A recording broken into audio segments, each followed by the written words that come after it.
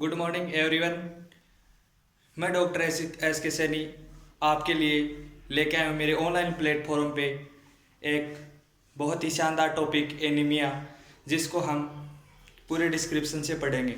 तो चलो लेके चलते हैं कि एनीमिया क्या होता है, कितने टाइप का होता है, क्लासिफिकेशन के क्या होता है, कैसे होता है, क्या कोजेज होते हैं, ईटियोलॉजी क्या होती है, मैनेजमेंट क्या होता है। तो मैं इसको क्रम से लेके चलेंगे। तो चलते हैं एनीमिया क्या होता है।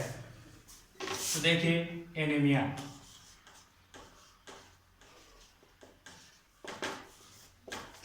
एनीमिया सबसे पहले मैं बताना चाहूँगा कि एनीमिया क्या होता है। एनीमिया क्या होता है? डिक्रीज आरबीसी, आरबीसी का लेवल डिक्रीज होना, डिक्रीज आरबीसी, आरबीसी का लेवल डिक्रीज होगा तो एनीमिया होगा। और क्या होता है? Equal decrease HB level, RBC का लेवल कम होगा, एचबी लेवल कम होगा और ऑक्सीजन का लेवल कम होगा, उसको बोलते हैं एनीमिया। एनीमिया में आरबीसी का लेवल भी कम होगा, एचबी लेवल कम होगा और O2 लेवल कम होगा, दैट इज कॉल्ड एनीमिया। अब मैं आपको डेफिनेशन बताता हूं कि एनीमिया क्या होता है। डेफिनेशन ऑफ एनीमिया, एनीमिया की डेफिनेशन क्या होती है? तो देखिए एनीमिया की डेफिनेशन क्या होती है। डिस्ट्रक्शन ऑफ आरबीसी, आरबीसी का टूटना, डिस्ट्रक्शन ऑफ आरबीसी, आरबीसी का डिस्ट्रक्शन हो जाता है, उसको एनीमिया बोलते हैं। और आरबीसी डिस्ट्रक्शन क्यों होती है? आरबीसी डिस्ट्रक्शन होती है decrease level of the HB level,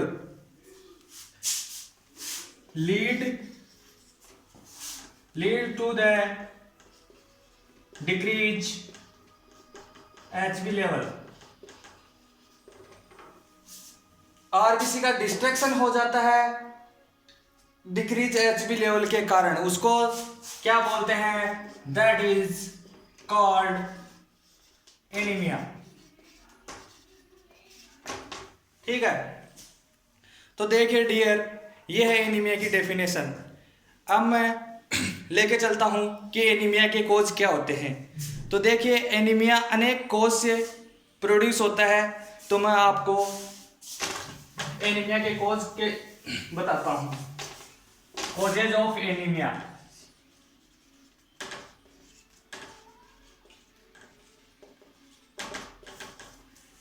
देखिए एनीमिया के कोज क्या होते हैं। एनीमिया का मेन कोज होता है हेमरेजेनिक, हेमरेजेनिक,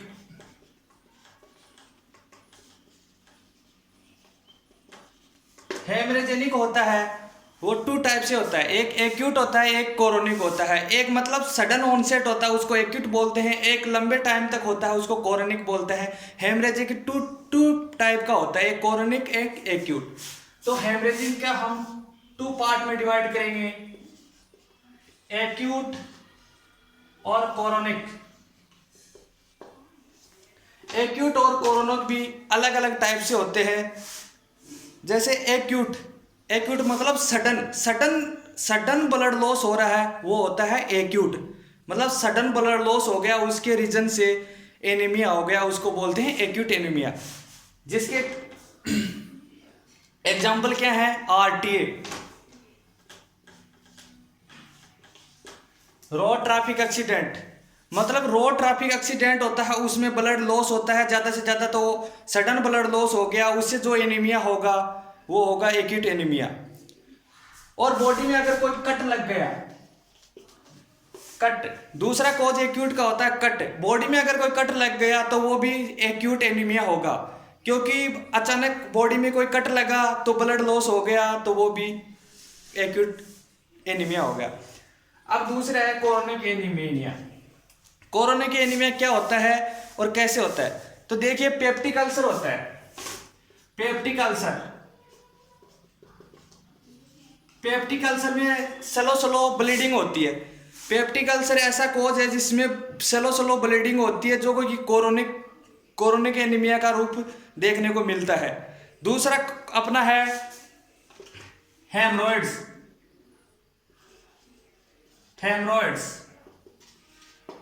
हेमरॉइड में भी क्या है कि स्लो स्लो ब्लीडिंग लॉस होती है, तो उसमें भी कोरोनिक एनीमिया देखने को मिलता है। और बताइए, और देखिएगा एमसी साइकिल, मेस्ट्रो साइकिल में जो भी वुमेन्स लेडीज जो भी होती हैं, उनमें क्या है कि स्लो ब्लड लॉस होता है, तो उसमें भी क्या है कि कोरोनिक एनीमिया देखना पड़ता है। तो एमसी। अगेन एग्जांपल है माल एब्जॉर्प्शन सिंड्रोम है, उसमें भी एक्यूट एनीमिया देखने को मिलता है।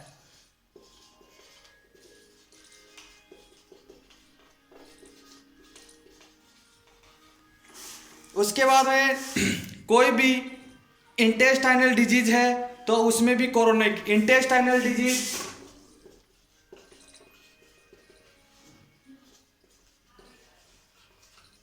अगेन कोई भी गैस्ट्रिक ट्रैक्ट से रिलेटेड जो भी डिजीज है, सीलियक डिजीज है और डायरिया है, इसमें भी कोरोनिक एनीमिया देखने को मिलता है।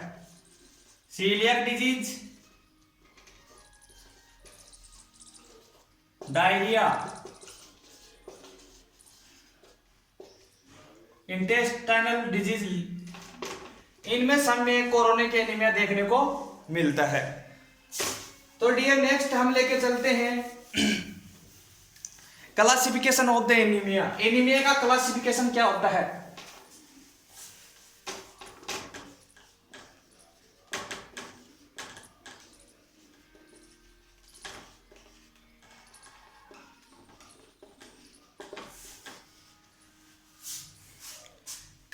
एनीमिया का क्लासिफिकेशन क्या होता है? देखिए, एनीमिया का क्लासिफिकेशन 2 टाइप से होता है अकॉर्डिंग टू मॉर्फोलॉजी। फर्स्ट में लेके चलता हूं अकॉर्डिंग टू मॉर्फोलॉजी।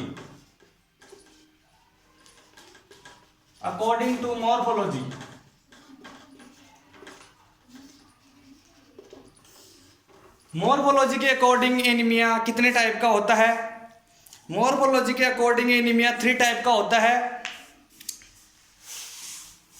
तो फर्स्ट है नॉर्मोसाइटिक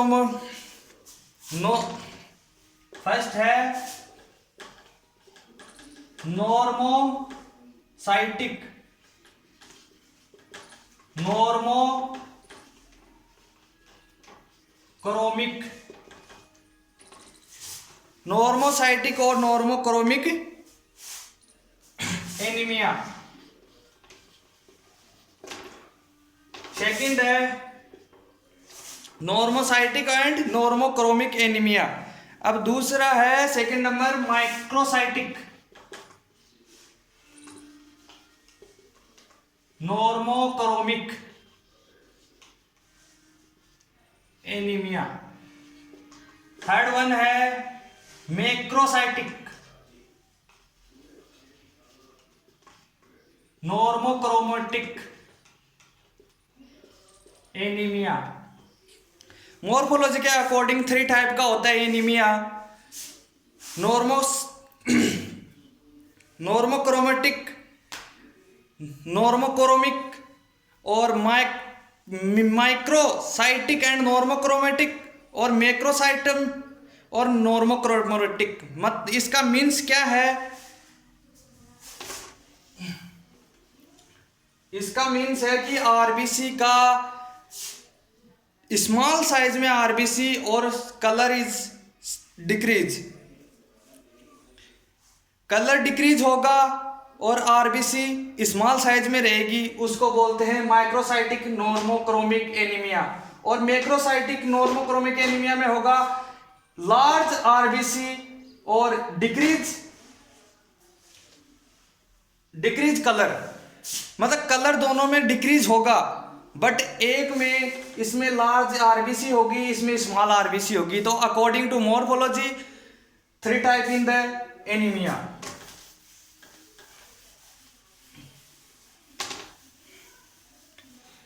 अब अपना सेकंड टाइप है हेमरेजिक टाइप।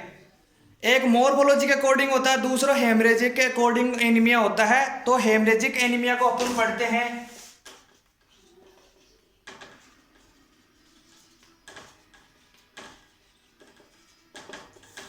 हेमरेजिक एनीमिया, ये भी हेमरेजिक एनीमिया जो टू टाइप का होता है, एक एक्यूट और एक सडन, सॉरी एक्यूट और क्रोनिक। एक्यूट क्रोनिक,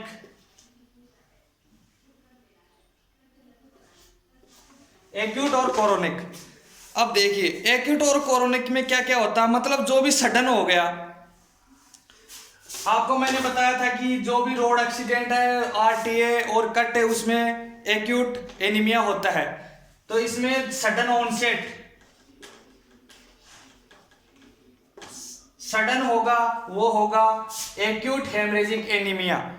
और जो प्रोग्रेसिव होगा, मतलब धीरे धीरे होगा, वो होगा अपना क्रोनिक एनीमिया। तो इसको बोलेंगे अपन प्रोग्रेसिव, प्रोग्रेसिव एनीमिया। तो ये अपना हेमरेजिक एनीमिया है। ठीक है डियर। अब एक है अपना थ्री टाइप्स, अपने टू टाइप हो गया अकॉर्डिंग टू मोर्फोलॉजी और हेमरेजिक सेकंड नंबर, और थर्ड नंबर अपना है न्यूट्रिशनल एनीमिया। न्यूट्रिशनल एनीमिया भी डिफरेंट टाइप से होता है। थर्ड वन है न्यूट्रिशनल एनीमिया। आप देखिए न्यूट्रिशनल एनीमिया कितने टाइप का होता है। फर्स्ट वन न्यूट्रिशनल एनीमिया में होता है आयरन डेफिशिएंसी एनीमिया। इसमें होता है फर्स्ट वन न्यूट्रिशनल में आयरन डेफिशिएंसी एनीमिया।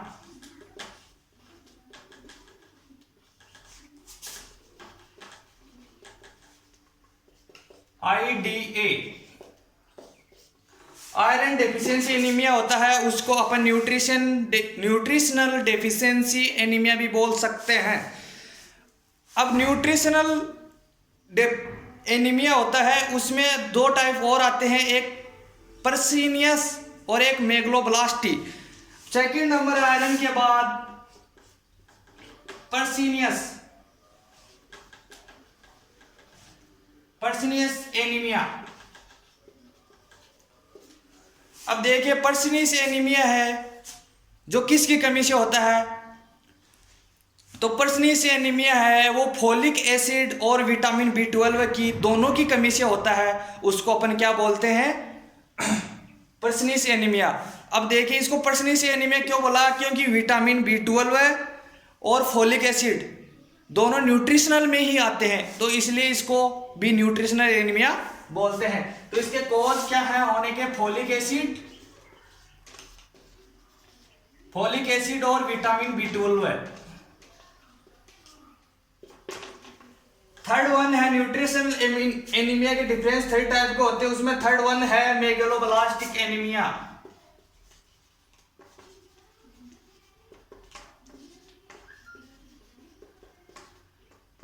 उसमें मेगलोब्लास्ट, अब देखिए इसमें पर्सिनियस और मेगलोब्लास्ट में डिफरेंस है। इसमें जो पर्सिनियस एनीमिया है ये फोलिक एसिड और विटामिन B12 की कमी से होता है, और जो मेगलोब्लास्ट ये ओनली फोलिक एसिड की कमी से होता है।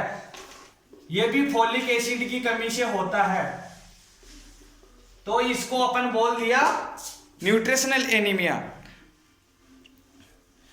तो ये अपने न्यूट्रिशनल एनीमिया के टाइप हो गए। अब अपन लेके चलते हैं और भी एनीमिया के टाइप होते हैं। तो फोर्थ वन अपना एनीमिया का टाइप है सिकल सेल एनीमिया।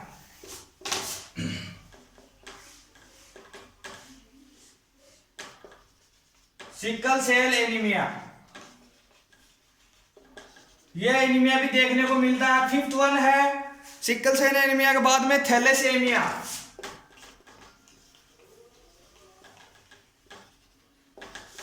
अपना सिक्स्थ वन है, six type, mainly six type के एनीमिया होते हैं। सिक्स नंबर का है एप्लास्टिक एनीमिया।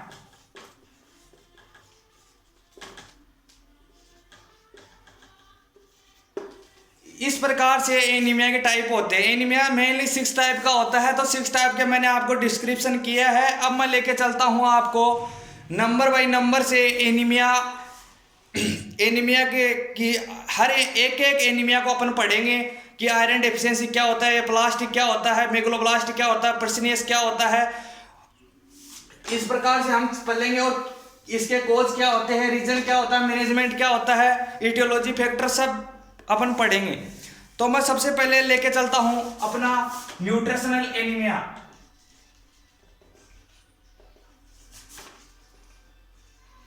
न्यूट्रिशनल एनीमिया में हमने फर्स्ट वन पढ़ा था आयरन डेफिशिएंसी एनीमिया।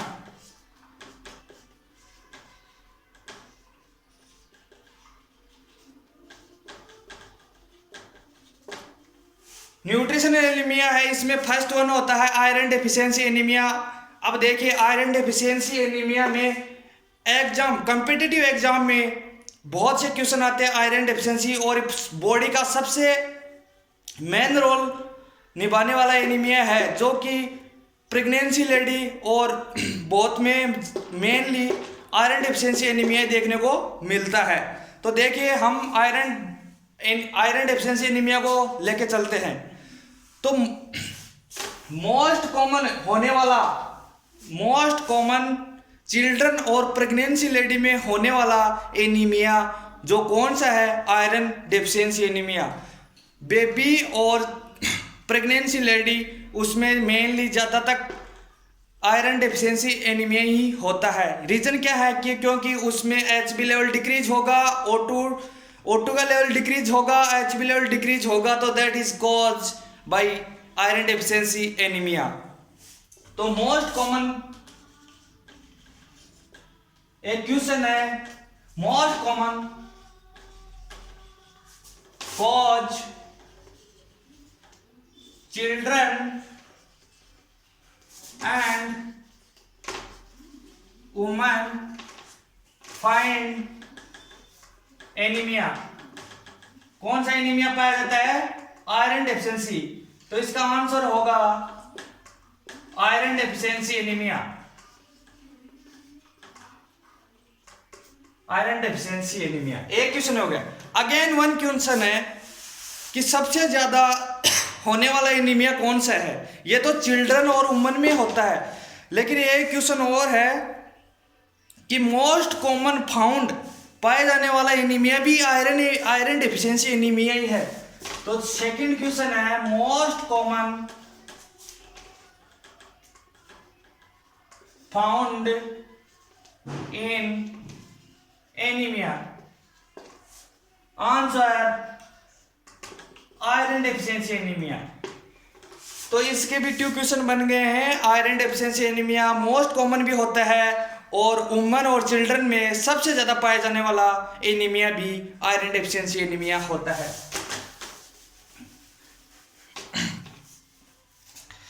अब इसकी अपन देखते हैं कि आयरन डेफिशिएंसी एनीमिया है, इसकी इटियोलॉजी क्या है।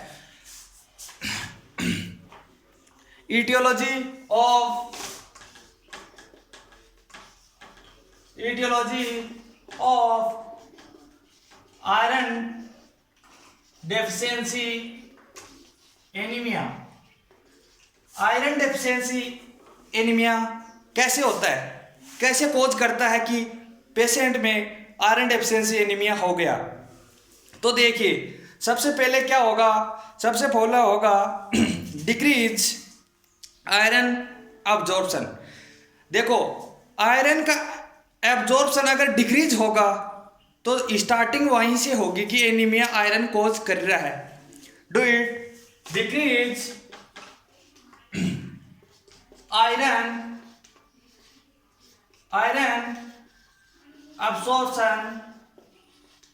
देखिए आयरन का अब्जॉर्प्शन हो गया, फिर उसके बाद में क्या होगा देखेगा। आयरन का अब्जॉर्प्शन हो गया, फिर उसके बाद है जो अगर आयरन का ही अब्जॉर्प्शन अगर कम हो गया तो क्या वहां पे हीम के एलिमेंट बनेंगे। तो देखिए अगर haem element are not found, तो यहाँ पे हीम है ना, haem element are not found. Iron का एब्जॉर्प्शन नहीं होगा तो हीम के एलिमेंट नहीं बन पाएंगे, और हीम के एलिमेंट नहीं बन पाएंगे तो वहां पे Hb जो Hb लेवल है वो आरबीसी में डिक्रीज हो जाएगा। तो हीम के एलिमेंट नहीं बन पाएंगे तो Hb का जो लेवल है वो आरबीसी में कम हो जाएगा। Hb decrease in RBC, RBC का लेवल कम हो गया, Hb का लेवल आरबीसी में कम हो गया। उसके बाद कोज तो मेनली सी Hb का लेवल आरबीसी में कम हो गया, इसका मीन्स हो गया कि आयरन डेफिशिएंसी एनीमिया हो चुका है। That is cause iron deficiency anaemia. ऐसे आयरन डेफिशिएंसी एनीमिया अपनी बॉडी में फाउंड होता है। तो देखिए डियर, आज तक मेरी जर्नी यहीं तक थी। मैं कल एनीमिया का नेक्स्ट ईटियोलॉजी से आगे आयरन डेफिशिएंसी एनीमिया को आगे पढ़ाऊंगा, रीड कराऊंगा। मेरे चैनल पे मैंने स्टार्ट किया है मेरा न्यू चैनल ऑनलाइन प्लेटफॉर्म पे।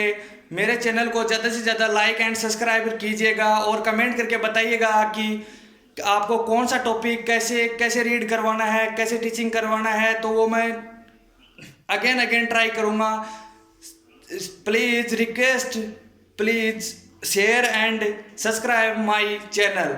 Thank you for all guys. Good afternoon. Bye.